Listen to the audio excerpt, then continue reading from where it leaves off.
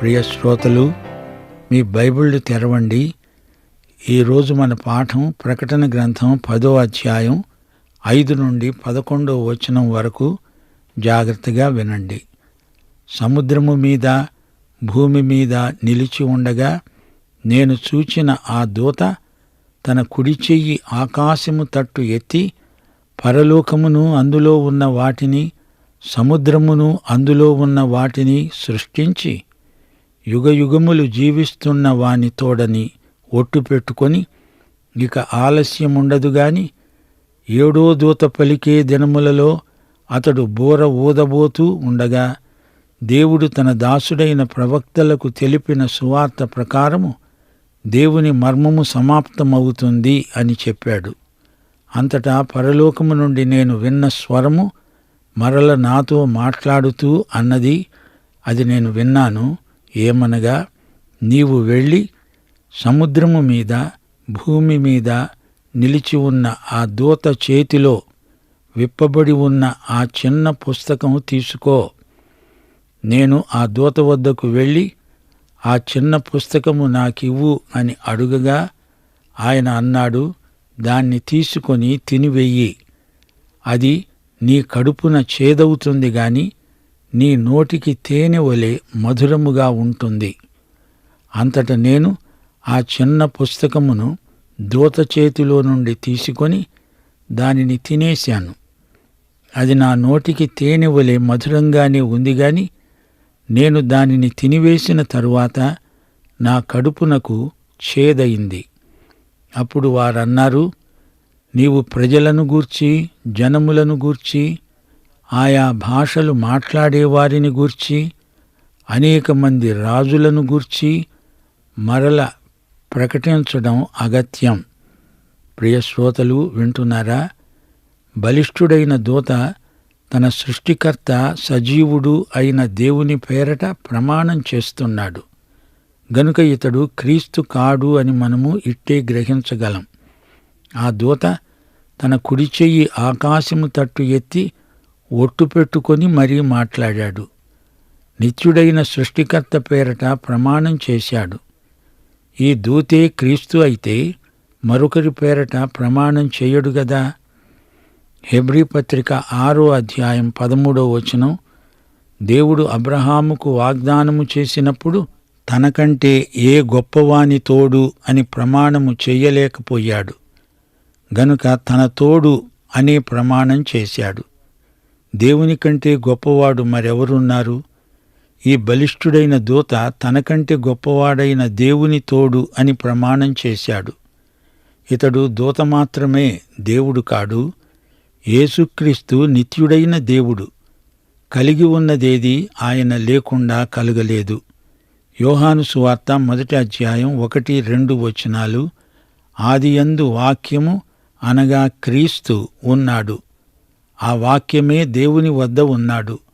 ఆ వాక్యమే దేవుడై ఉన్నాడు. ఆయన ఆదియందు దేవుని వద్దనే ఉన్నాడు. సమస్తము ఆయన మూలంగానే కలిగింది.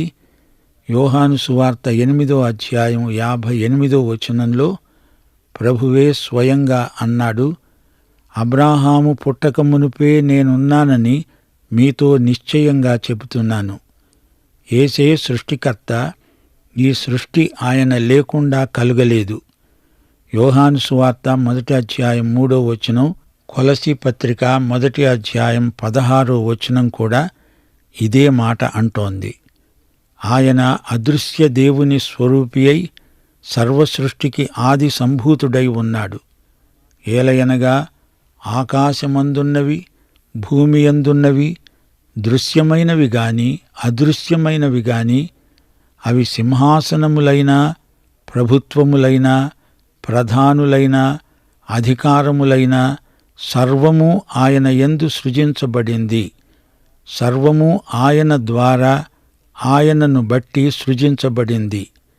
పరలోకమందున్న క్రీస్తు నామమున ఈ దూత ప్రమాణం చేస్తున్నాడు. ఇతడు యేసుక్రీస్తు యొక్క ప్రతినిధి. క్రీస్తు నామమున ఆయన కర్తృత్వాన్ని ప్రకటిస్తున్నాడు. ఈ దూత అంటున్నాడు, ఇంకా ఆలస్యం ఉండదు.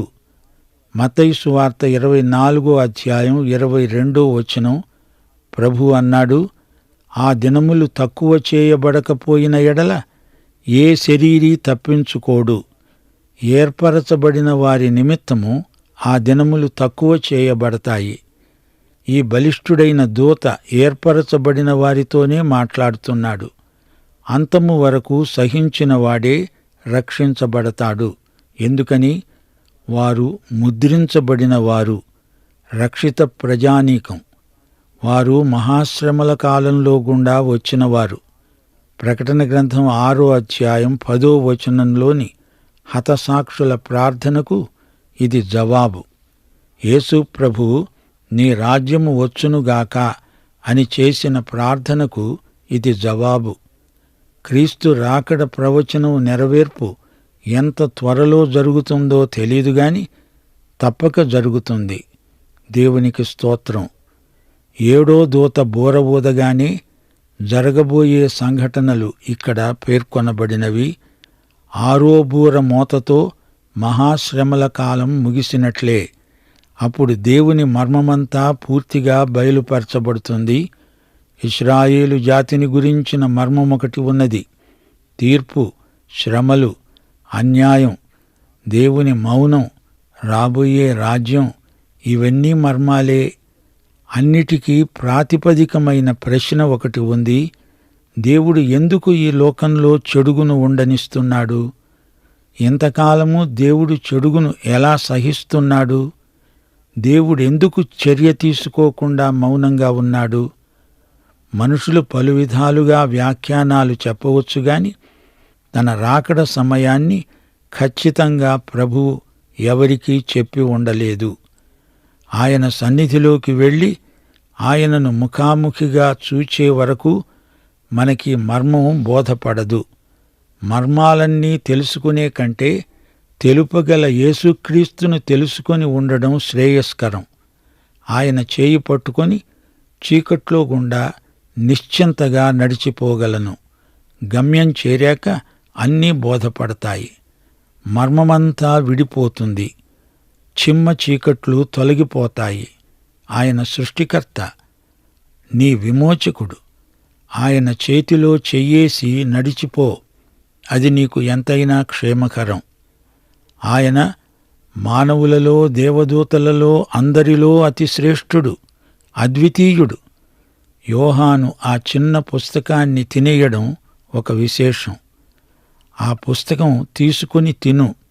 అది యేసుక్రీస్తు స్వరమే, పరలోకము నుంచి వచ్చింది. ప్రకటన గ్రంథములోని ప్రతి సంఘటన నడిపించేవాడు, నిర్వహించేవాడు ఆయనే. మన రక్షకుని ప్రత్యక్షమిది. ఈ గ్రంథమంతటా యేసుక్రీస్తు మహిమే. ఆయన ఆరోహణుడైన ప్రభువు. అన్ని నామముల కంటే పైనామము ఆయనకివ్వబడింది. యేసు ఆజ్ఞను దూత పాటిస్తాడు. యోహాను ఆయన చెప్పినట్లే చేస్తున్నాడు. యోహాను ఇప్పుడు ఈ భూమి మీదనే ఉండి ఆ చిన్న పుస్తకాన్ని తింటున్నాడు. ప్రకటన గ్రంథంలో జరిగే సంఘటనల్లో యోహాను కూడా భాగమైపోతున్నాడు. ప్రకటనలోని ప్రతి సన్నివేశంలో ఎంతో నాటకీయత ఉంది. అతడు ఆ చిన్న పుస్తకం తీసుకొని తినాల్సి వచ్చింది. తినమని యేసు ప్రభు ఆజ్ఞ. పుస్తకాన్ని తినడమంటే విశ్వాసంతో వాక్యాన్ని గైకొనడం. యిర్మీయా గ్రంథం 15వ అధ్యాయం 16వ వచనం, నీ మాటలు దొరకగా నేను వాటిని భుజించాను. సైన్యములకు అధిపతివైన యెహోవా, నీ పేరు నాకు పెట్టబడింది గనుక నీ మాటలు నాకు సంతోషమును, నా హృదయమునకు ఆనందమును కలుగచేస్తున్నవి. వాక్యాన్ని జీవితానికి అన్వయించుకోవటమంటే దాన్ని తినటమే అంటున్నాడు యిర్మీయా. యెహెజ్కేలు కూడా అదే మాట అన్నాడు. 3వ అధ్యాయం 1 నుండి 3వ వచనం వరకు, ఆయన నాకు ఈలాగు సెలవిచ్చాడు, నరపుత్రుడా, నీకు కనబడిన దానిని భక్షించు. ఈ గ్రంథమును భక్షించి ఇశ్రాయేలీయుల వద్దకు పోయి వారికి ప్రకటన చెయ్యి.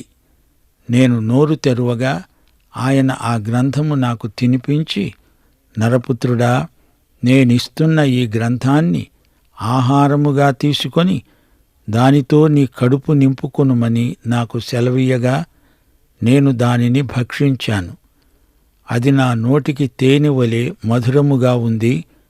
దూత చేతిలోనిది అక్షరాల రొట్టె కాదు, అది పుస్తకం. యెహెజ్కేలు ఆ గ్రంథపు చుట్టను తినేశాడు. అది రుచిగల బిస్కెట్టులాగా ఉంది. అది తియ్యటి కేక్ లాగా అనిపించింది. దాని రుచి అతి మధురం. విశ్వాసి అయిన ప్రతి వ్యక్తికి దేవుని వాక్యం రుచి అలాగే ఉంటుంది.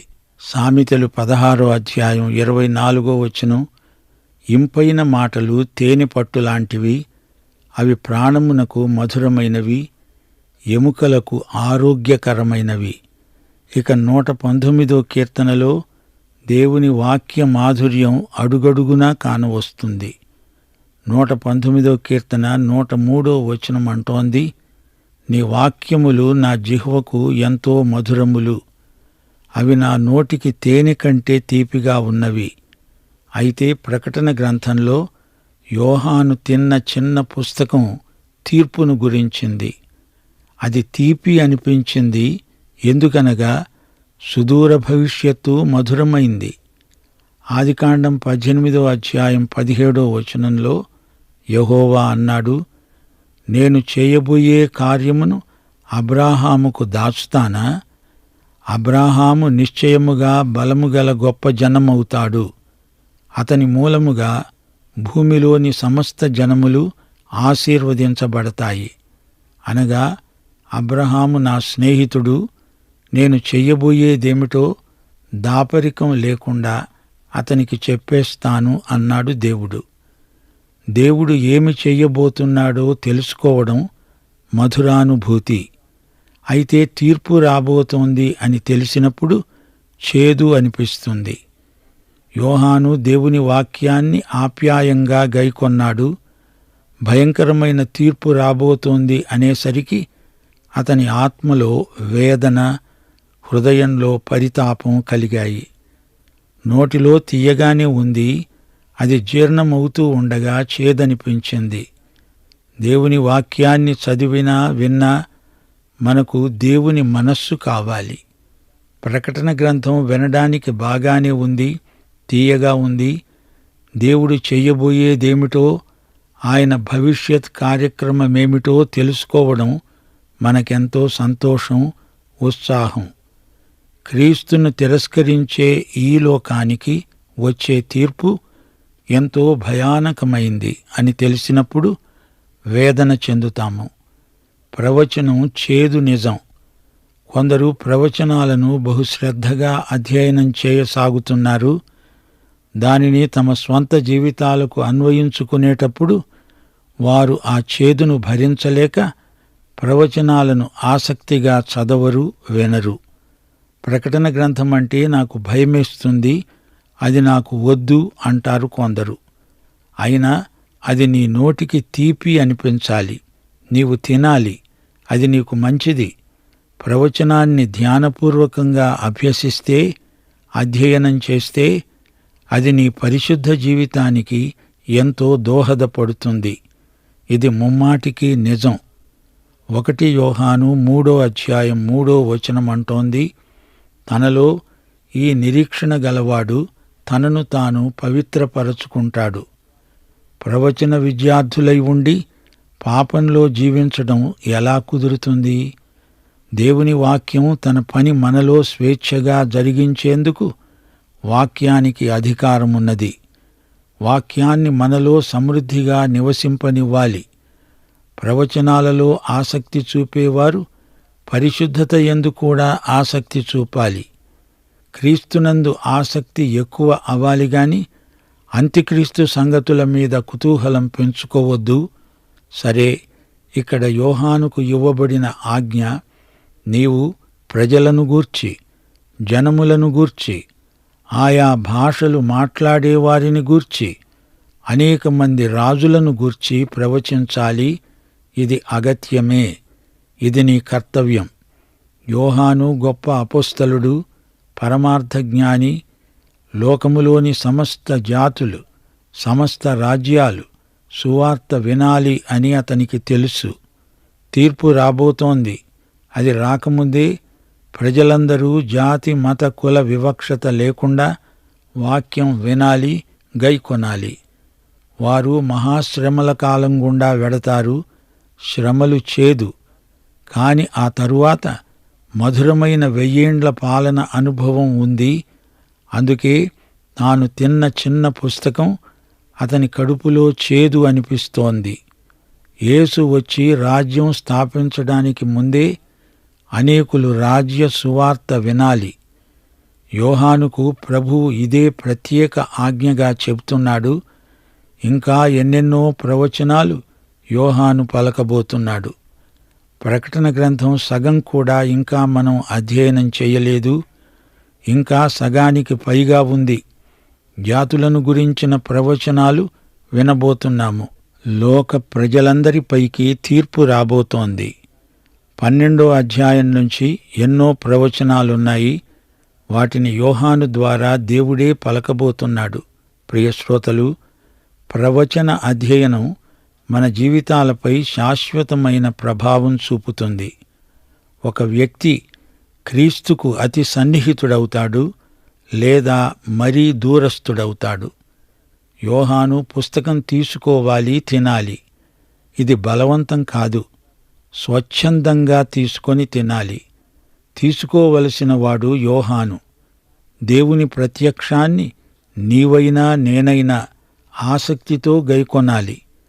దేవుని సందేశాన్ని మన జీవితంలోకి తీసుకోవాలి, అన్వయించుకోవాలి. దేవుని గ్రంథంలోని మాధుర్యం బైబిల్ అంతటా పర్యాప్తమై ఉంది. కీర్తన 19:10 బంగారము కంటే విస్తారమైన మేలిమి బంగారము కంటే కోరదగినది, తేనె కంటే జుంటి తేనె ధారల కంటే మధురమైనది.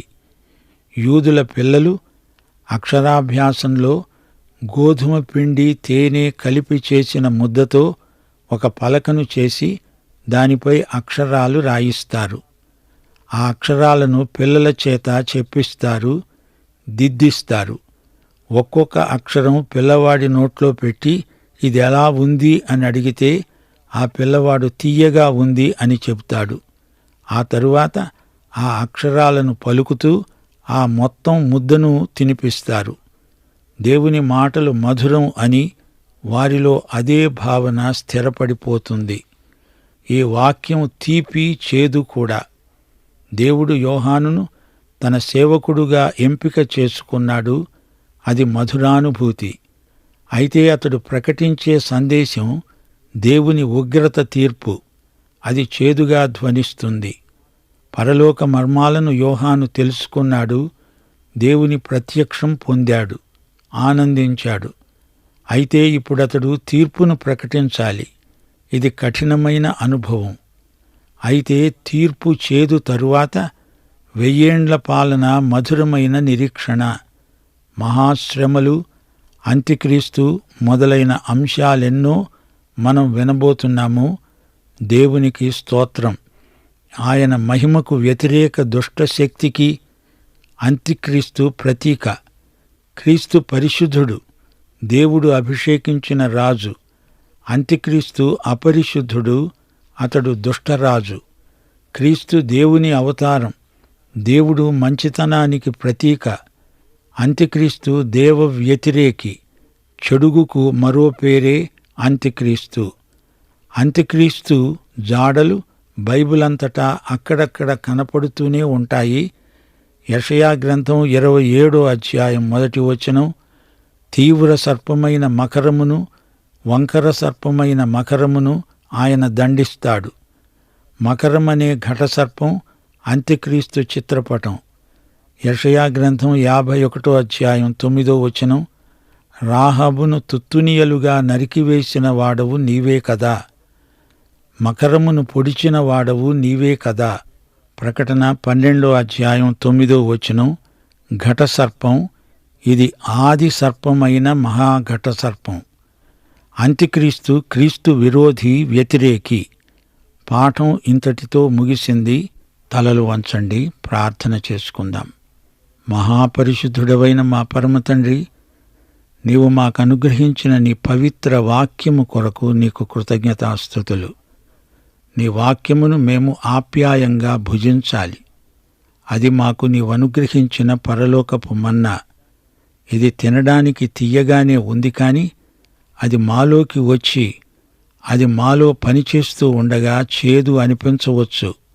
అయితే ఆ తరువాత 1000 ఏండ్ల పరిపాలనను మేము జ్ఞాపకము చేసుకొని ఉత్సాహభరితులమై నీ వాక్యమును అతి శ్రద్ధగా పఠించటానికి నీ కృప సమృద్ధిగా దయచేయమని వేడుకుంటున్నాం. నీ వాక్యములోని ప్రతి అక్షరములోని ప్రత్యక్షం మాకు అనుగ్రహిస్తున్నందుకు నీకు కృతజ్ఞతాస్తుతులు. నేటి వాక్య ప్రయోజనం మాకు పూర్తిగా అనుభవైక వేద్యమగునట్లు నీ కృపా దీవెనలు మాపై వర్షించమని శ్రోతలందరినీ ప్రత్యేకముగా సందర్శించి వారిని ఆశీర్వదించమని యేసుక్రీస్తు వారి దివ్యనామమున ప్రార్థన చేస్తున్నాము తండ్రి. ఆమేన్.